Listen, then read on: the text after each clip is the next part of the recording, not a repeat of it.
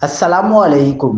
महकमा मौसमियात ने कराची वालों को खुशखबरी सुना दी। कराची में गर्मी की शिद्दत कब से कम होगी, चीफ मेट्रोलॉजिस्ट ने बड़ी पेशनगोई कर दी। क्या आप हालात हाजरा से आगाही हासिल करना चाहते हैं?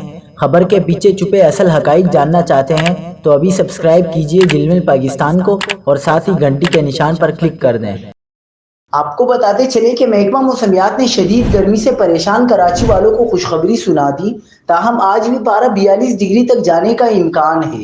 कराची में हीट वेव के बाईस गर्मी की शिद्दत में इजाफा जारी है। शहर में शदीद गर्मी की लहर का तीसरा रोज है। महकमा मौसमियात का कहना है कि आइंदा 2 रोज तक शहर में हीट वेव्स की लहर बाकी रहेगी। तेज धूप के साथ तपिश और गर्म हवाएं चलेंगी। कराची में आज ज्यादा से ज्यादा दर्जा हरारत 42 डिग्री रहने का इम्कान है। ताहम नमी के ज्यादा तनासुब की वजह से गर्मी की शिद्दत ज्यादा महसूस हो रही है।